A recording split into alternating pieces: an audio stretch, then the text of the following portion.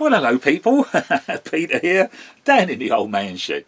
It's Sunday, it's, what is it, it's 1:15 on a Sunday afternoon, or more importantly, it's Easter Sunday afternoon, okay? So, yeah, happy Easter to you. But, yeah, I'll come down here, I can play trains, and I've been doing a little bit of jiggery-pokery with a wagon, and then I've got quite a bit of film clips for you to see, hopefully that you'll enjoy. Different stock that I've not been using for a while. I'll just talk about that in a second, but yeah, otherwise I've got the Kappa 60 running around, and as my cat, can you see that? That's Snarf just come over the garden fence, alright. Yeah, scared the light of me, I wonder what that was. Yeah, so I've got a Kappa running around, class 60, and I've got a 37 direct rail going around in a minute. I'll probably have them run in a second. What are you going to do? What are you up to? You're going to go down, that's the compost bins. So he's going to camp out the compost bin. Sometimes there's the odd mouse. That are the joys of owning a cat. There you go. Yeah, so got them running around. And I've been filming, done a lot of filming for you. All the old rolling stock that you put, I haven't had out for a little while, or rather locos and things, and coaches. So what I've done, and let me tell you what I've been doing. A month or so back, my old Model Railway Club had its exhibition at Forest Hill. And I bought a little wagon. Now, you know, I've got the Balfour Beatty cranes and a wagon there. And Hornby done what they call an ex-Balfour Beatty little wagon. Alright, it's supposed to be a debranded thing. And this is what I've been getting on with, alright? This is it here. You won't really recognise it very well now because it's been repainted. Because I don't know what on earth Hornby came up with as regards the blue and the white of the Balfour Beatty scheme, because the blue was more like, you know, it's my glasses cleaning cloth. The blue was more like that colour, you know, very, very, very light blue, as opposed to, I think it needs to be, you know, well, certainly my other Balfour Beatty stock, it's like this. It's a darker blue. So I thought, I was looking at it, and the first thing I did is I got rid of the patches that, you know, Hornby had, to show it was like debranded, because I thought myself, I'm going to rebrand it again. I'm going to have a look and see. So I didn't get rid of all the markings on the little wagon, but it obviously, you know, could do with a bit more to reinstate it as a Balfour Beatty wagon. So I'll see if there's some transfers out there. But otherwise, doesn't matter. I'm happy with this now, because, you know, when it's together now. Why it's like that is because although I've brush painted it the finish I wanted, I've now just given it a general spray of a silk varnish. So that's why this is on here, is because you just had a spray of varnish. But hopefully, yeah, it's still, you know, it's not quite set off yet. But when it's dry, I'll video it with the other Balfour Beatty rolling stock. So. It's a lot better. Crikey, the other colour it was before. So that's a little job in progress at the moment. It's just waiting. It's just drying. Now, something else you'll see in the running clips, and it's two locos that you haven't seen for quite a long while. And it's these, the old class 67. So I've got one in obviously the DB Schenker livery, and the other one is in the maroon of the EWS. And reason why I don't see them is because when I bought them, I was quite, you know, didn't know really what happens in the real world with my locos, and you know, I do like to try and mimic what goes on in the real world. And you know, I know I have seen quite a few, you know, they're probably rare videos of a 67 hauling some freight wagons, but invariably they're pulling coaches, aren't they? Because at the end of the day, it shares the same engine as a class 66, so you've got that whine of the, you know, same engine noise. But of course, it's geared differently, so these can go faster than what the class 66 does, so that it can pull passenger stock. And indeed, you know, you'll see 67s, and indeed I did last year in where was it, Cardiff Station, you know, on the end of a long rake of passenger stock with a, is it a DVT at the other end? You know, so you've got this loco at one end and a driver's trailing car. So I don't know what you call them. DVT, is it? I don't. Could be wrong. I don't know. Sorry, I don't know. But anyway, so I thought, right, but so I don't use this a lot because I don't use it for freight. So they've been up on the shelves for a while, but I thought to myself, well, I better try and use it. And I've got them running together, and then I've got them running, you know, I'm touring the road. I'm thinking, well, what can I run them? Because I won't run freight behind it, but I've got my Network Rail coaches, all right, the yellow wagons, they're coaches. And I thought, right, I've got 4 of those, and so I'll have the, you know, DB Schenker at one end and the EWS one at the other one, sandwiched into 4 coaches. So in order to do that, and then in order to be able to run with the EWS 67, which is up on the shelf there, I had to change the coupling because these are so heavy.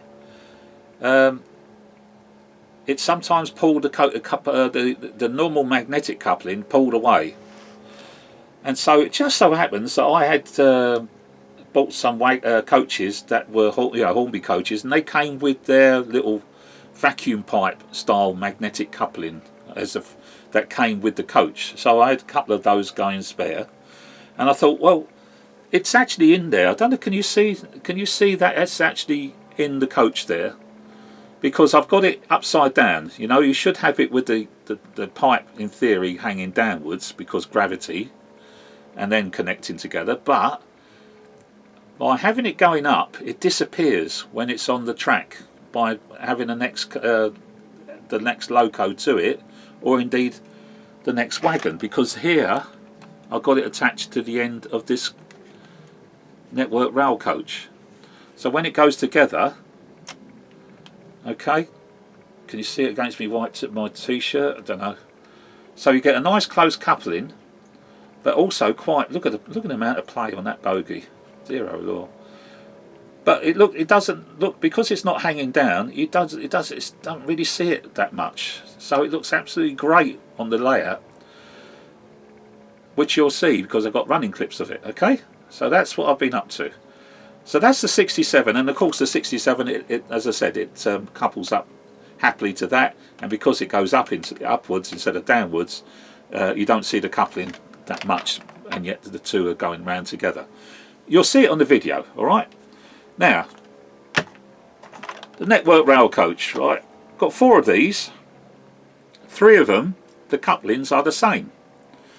This is supposed to be a Mark III coach, as are the other network coaches, but for some reason or other Hornby decided to change the coupling system, although it's still on the bogie, whereas the other ones, the NEM pocket is moulded to the bogie. This one has got a weird and wonderful, you've got to take a plastic clip off, put the coupling in that's got to have a hole in it over the peg that's there, then clip the thing back on and go, and you think, why the hell, I've got 3 coaches with the normal coupling, this one's got to be different. And so of course when I then try to put my couplings together and everything and have them all joined together, the gap between this one and the standard one was different because of this flipping. Anyway, at the end of the day, I customised an elite coupling to go into that, and now she will butt up nicely. Doesn't actually join all the way up. There is a gap, but that's fine because, as I said, when you've got a loco top and bottom, sometimes the loco is pushing a little bit, and sometimes it's being pulled, and that can cause, if this is getting pushed instead of pulled, you'll get a derailment. The other thing to note is there, what I've done with this has got that end, all right, a black and white end, all right, which is horrible when you see it going around the curves because you know this white really stands out. That you've really got the coaches are opening up. So what I do is masking tape over just literally cover it over an inch masking tape, cut it around, and then colour it in with a black marker pen, and you get that effect. And if I don't want that effect, and just all I've got to do is peel off the masking tape, and I'll have that effect again, which I don't want. And that looks good because when they're together, that little gap, you don't see any of the white. and all it is black, and it's quite close together, and it looks like there's no gap between them, but there is. So that's that one. So you'll see that in the film. Also in the film, I've got my Class 47 again, doing a drag of LNER stock. Now this is the LNER stock in question, and I've not needed to cover over the ends of that because it's naturally black, so that's fine. And these are elite couplings, and when they go together, hold on, let's get around the right end. There we are. No gap. Can you see that? So when you see this on the track, when it comes down the straight, there is no gap, and yet it opens up to go round the corners on the radius 3. So very, very happy with that. Loads of play in the bogies because they're the sloppy Hornby, you know, the style that it is. They're just a plug-in bogies, so there's a lot of play in them, which is fine because that's what's needed. And allows it to be close coupled because there's so much play in it. There's a little bit of give, and it goes round the corners no problem. Now these are Mark III LNER coaches, which I've got a whole set of them. I run about, I think 8, in the end with on the train, but I've got about 9. But these are the Mark IIIs. I've got the same coaches as Mark IVs, but again Hornby, instead of having this old fateful cheapo bogey sort of thing they do, you know, just literally, you know, plugs into the, you know what it's like. That's it. All right. So the coupling is fixed to the bogey. No, they've done away with that, and they've employed a kinematic coupling system on the Mark IVs, and it's bloody awful. I mean, I've got it going. I have got it close coupled, but it's not that, it's the drag. The Class 47 struggles pulling it around Torridon Road because Torridon Road is not very big, and it obviously for after its journey is being pulled around a curve. There's just too much drag on it. Doesn't happen with the Mark IIIs because the way that coupling is straight onto the bogies. The kinematic coupling itself is working okay, but I don't know, it just struggles doing it. So yeah, I don't use them, so they're stored. You know, luckily I got them. You know, they was on the bargain, getting sold off by Rails of Sheffield, so that was good. But yeah, I thought to myself, oh yeah, I'll get get the Mark IVs and everything to go with. Is it called the trailer driver thing, or whatever? Is it a DVT or something? Is it called? Not sure. Anyway, whatever that thing is at the end. So you got the loco at one end, and you got the driver's trailing thing the other end. You know, the driving unit the other end, but not the motor. Anyway, whatever that thing is called, I've got that as well, and you'll see it on the video. Okay. But the colour is slightly mismatched because it's for the Mark IV. It fits. It represents the Mark IV fantastic. In the what they call it, the LNER, but this red on the Mark IIIs is slightly darker, I think it is. Anyway, not really that fussed because it works well, so that's what you'll see in the video. So I'll stop waffling now, and then we'll get into the running clips. I'll have that loco hopefully back on the layout.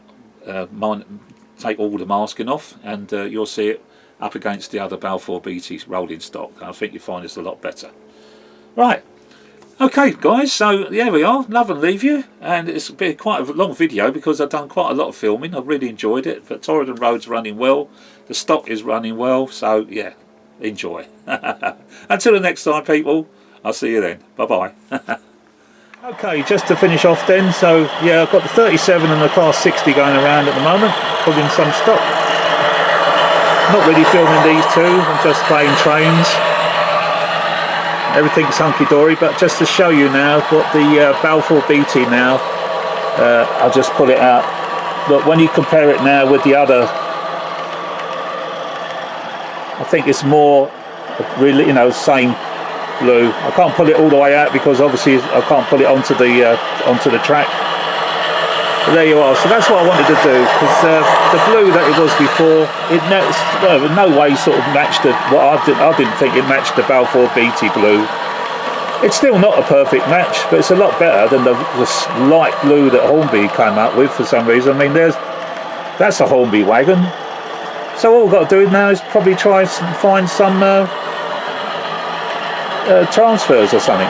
But yeah, you can see there that some of the signage, some of the tempo printing is still there. But otherwise, yeah, exactly the same as what it was before.